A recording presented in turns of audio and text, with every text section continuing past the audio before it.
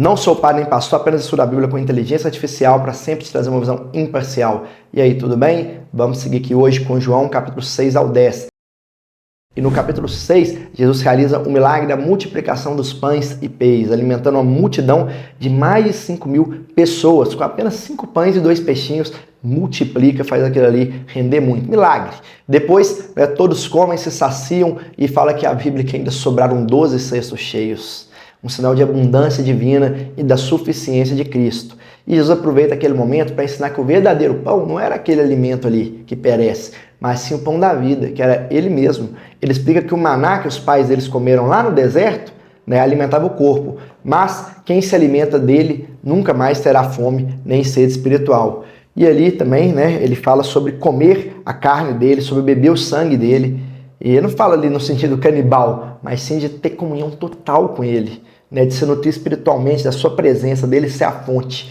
Muitos não entendem e se afastam, mas Pedro responde com fé: Senhor, para quem iremos se não pudermos ir atrás de você? Só tu tens as palavras de vida eterna. Jesus falou: quem quiser pode ir. Pedro fala: não tem como, é só tu.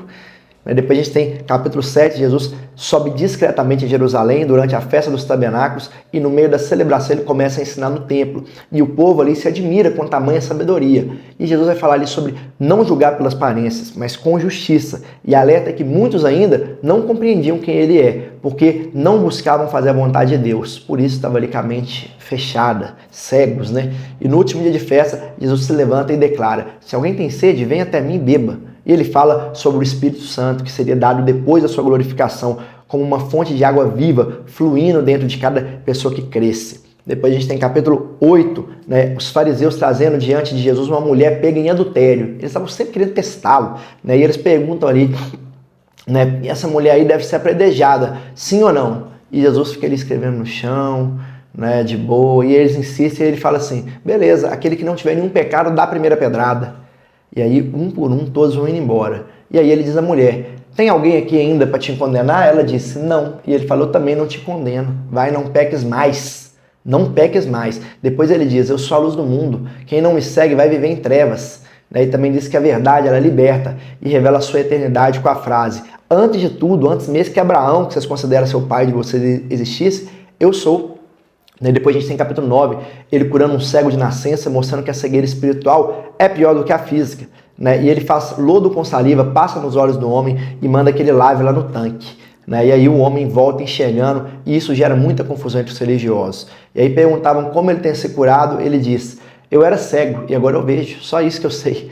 E os líderes o expulsaram da sinagoga, mas Jesus o encontrou novamente e se revelou a ele como Filho de Deus. É uma lição sobre reconhecer a luz. Os que admitem sua cegueira vão ser curados, mas aqueles que acham que não, eu vejo tudo, eu sou bom, esses vão continuar na treva.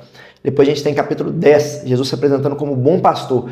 Ele diz que o verdadeiro pastor entra pela porta e que as ovelhas reconhecem a sua voz. E ele fala também sobre o ladrão, que vem para roubar, matar e destruir. Mas ele não, ele veio para que todos tivessem vida, e tivessem vida em abundância.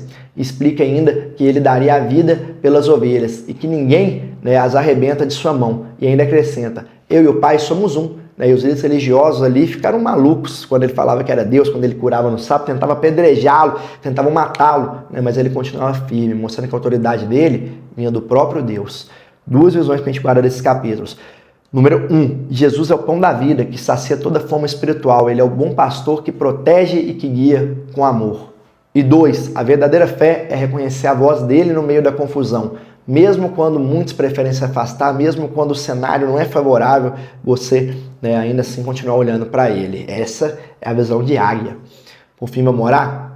Senhor, eu peço para que Tu venhas, Pai, na vida de cada um de nós, que nos revele, Pai, a Tua verdadeira face, que a gente possa, Pai, Te encontrar. Ó Deus, da sede da gente querer cada vez mais buscar a Tua palavra, querer orar, querer estudar a Bíblia. Eu peço para que o Senhor nos dê essa sede, Pai, muitas vezes é difícil, mas eu peço para que o Senhor tenha misericórdia na nossa vida e nos ajude, em nome de Jesus. Amém? À vontade para seu comentário, compartilhar com outras pessoas, chama alguém, você pode compartilhar no seu zap. Que Deus te abençoe de forma grandiosa e seguimos amanhã com João do 11 ao 15.